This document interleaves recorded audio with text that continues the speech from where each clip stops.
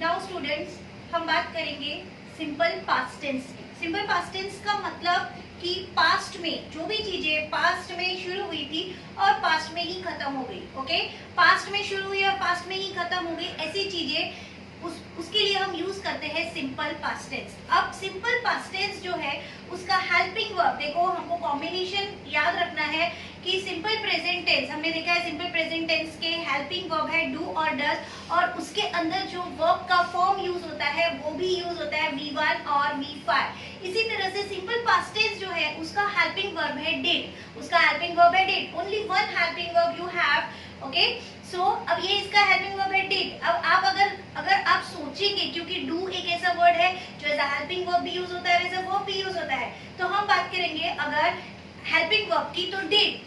Do का second form है did, do का कौन सा फॉर्म है? सेकेंड फॉर्म है डिड। इसलिए सिंपल पास्ट टेंस में भी दो वर्ब के फॉर्म यूज होंगे। कौन से यूज होंगे? एक V1 तो कॉमन है, सिंपल के लिए V1 कॉमन है, और उसके अलावा जो वर्ब का फॉर्म है उसी फॉर्म का वर्ब यूज होता है, जो हेल्पिंग वर्ब का फॉर्म है उसी फॉर्म का वर्ब यूज होता है। ओके, जैसे कि V1 सिंपल पास्ट टेंस के लिए V1 यूज होगा, और सेकेंड फॉर्म जो यूज होगा वर्ब का वो होता है V2, उसको पास्ट फॉर्म भी बोलते हैं। उसको कौन सा फॉर्म बोलते हैं?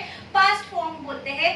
तो सिंपल प्रेजेंट टेंस में डू और डज, वर्ब के भी फॉर्म्स जो है वो V1 और V5। उसी तरह से सिंपल पास्ट टेंस में हेल्पिंग वर्ब यूज होता है डिड, डिड का फॉर्म है V2, इसलिए उसका जो फॉर्म यूज हो रहा है वर्ब का वो V1 और V2। बात करेंगे सिंपल फ्यूचर टेंस की, regular habit in future tense. Okay, future में हम फ्यूचर के दो हेल्पिंग वर्ब है विल और शैल। ओके, हमने ऑलरेडी देखा है, एक बार फ्यूचर टेंस का डिस्ट्रीब्यूशन कर लिया हमने, सब्जेक्ट का हमने डिस्ट्रीब्यूशन कर लिया कि दो ही सब्जेक्ट है जो शैल के साथ यूज होते हैं, आई और वी।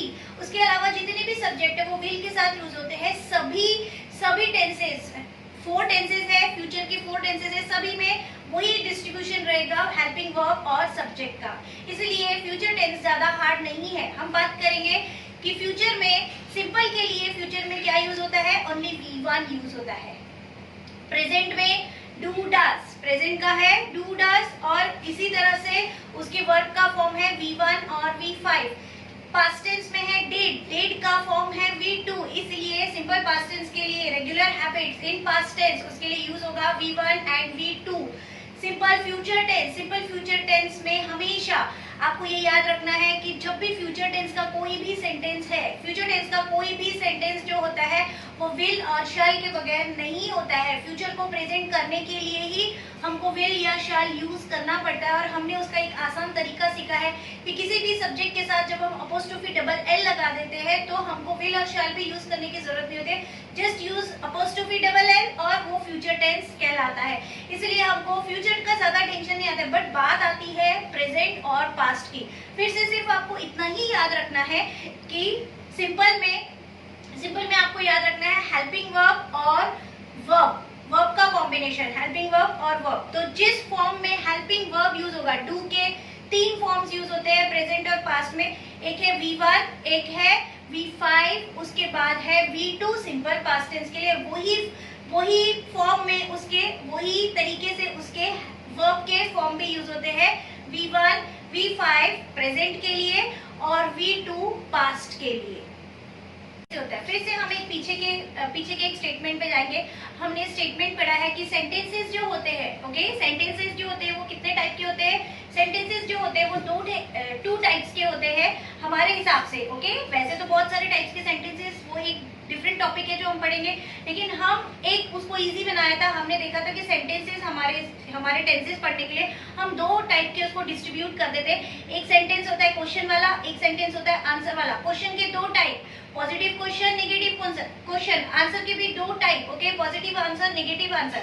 अब इसका कॉम्बिनेशन हम करेंगे आज के टेंस के साथ, सिंपल टेंस के साथ। ओके, सिंपल टेंस में भी क्या होगा? सिंपल टेंस में भी जो यूज होगा, ओके, सिंपल टेंस में भी जो सेंटेंसेस के टाइप यूज होंगे वो 2 टाइप यूज होंगे। ओके, सेंटेंस या तो क्वेश्चन रहेगा या आंसर रहेगा, सिंपल प्रेजेंट में भी, सिंपल पास्ट में भी और सिंपल फ्यूचर में भी। एक छोटा सा स्टेटमेंट, सिंपल टेंस को याद रखने के लिए एक छोटा सा स्टेटमेंट याद रखेंगे कि सिंपल का अगर सेंटेंस सेंटेंस है, सिंपल का अगर सेंटेंस है क्वेश्चन फॉर्म में, या फिर ऐसे याद रख सकते हो कि अगर सिंपल सेंटेंस हम यूज कर रहे हैं और उसमें अगर हेल्पिंग वर्ब है, हेल्पिंग वर्ब कौन से हो सकते हैं, क्वेश्चन पूछने में 2 हो सकते हैं और आंसर देने में 2 हो सकते हैं या फिर 1 हो सकता है। ओके, देखेंगे पॉजिटिव क्वेश्चन अगर पूछा तो पॉजिटिव क्वेश्चन अगर पूछेंगे तो डू आएगा। ओके, ही शी इट के साथ डज आएगा और पास्ट टेंस के लिए डिड आएगा। ये पॉजिटिव क्वेश्चन पूछते वक्त आएगा। ओके, और एक रूल पढ़ा था कि क्वेश्चन है तो हेल्पिंग वर्ब पहले, सेकंड नंबर पे सब्जेक्ट, और आंसर है तो सब्जेक्ट पहले, सेकंड नंबर पे हेल्पिंग वर्ब। ओके, अब हम बात करेंगे क्वेश्चन पूछ रहे हैं, हम क्वेश्चन पूछ रहे हैं तो पॉजिटिव क्वेश्चन प्रेजेंट में 2 टाइप के और पास्ट में एक positive question of 1 type. Okay, तो क्वेश्चन पूछेंगे आई यू वी दे के लिए हम पॉजिटिव क्वेश्चन पूछ रहे हैं तो do. Okay, he she it के लिए हम पॉजिटिव क्वेश्चन पूछ रहे हैं तो डज। पास्ट टेंस में हम पॉजिटिव क्वेश्चन पूछ रहे हैं विद ऑल सब्जेक्ट, एक ही हेल्पिंग वर्ब है इसलिए डिड। निगेटिव क्वेश्चन की बात करेंगे, निगेटिव क्वेश्चन हम प्रेजेंट टेंस में पूछ रहे हैं तो निगेटिव क्वेश्चन के लिए डू के साथ नॉट लग जाएगा डोंट, डज के साथ नॉट लग जाएगा डजंट, और डिड में पास्ट टेंस में निगेटिव क्वेश्चन पूछ रहे हैं तो डिड नॉट का एक्सेंट है डिडंट। ओके, तो क्वेश्चन पूछते वक्त डू पहले आएगा, डज पहले आएगा, डोंट पहले आएगा और डजंट पहले आएगा। ओके, पास्ट टेंस में डिड पहले आएगा और डिडंट पहले आएगा क्वेश्चन पूछते वक्त। आंसर देते वक्त आंसर जो है उसमें एक बार में हेल्पिंग वर्ब आएगा, वो है निगेटिव आंसर में। ओके, अब आंसर देते वक्त सब्जेक्ट पहले, हेल्पिंग वर्ब सेकंड नंबर पे। आपको सिर्फ इतना याद रखना है कि जहां पर भी हेल्पिंग वर्ब है वहां पर वर्ब जो है वो V1 फॉर्म में आएगा, और आंसर देते वक्त जहां पर हेल्पिंग वर्ब नहीं है, आई यू वी दे का आंसर देना है आपको, तो वहां पर subject plus V1। Okay, subject plus V1। Okay, और उसके बाद आपको अगर डज का आंसर देना है, ओके, डज का आंसर देना है यानी डज के सब्जेक्ट का आंसर देना है। ही शी इट नेम के लिए आप आंसर दे रहे हो, रेगुलर हैबिट की बात करो ही शी इट नेम की, तो he she it name plus V5 क्या आएगा, he she it name plus V5। Past tense की बात करेंगे, पास्ट टेंस का आंसर देना है, पास्ट टेंस का आंसर देना है विद ऑल सब्जेक्ट, जहां पर हेल्पिंग वर्ब नहीं आएगा, with all subject positive answer देते वक्त पास्ट टेंस का with all subject V2। Got it students? एक और चीज आपको बताना चाहती हूँ कि हर एक लेक्चर का, कोई भी लेक्चर जिसके मैं वीडियो बना रही हूँ, वो हर एक लेक्चर को 2 सेशंस में मतलब 2 पार्ट्स में उसको डिवाइड किया है, दोनों पार्ट्स देखना है उसके।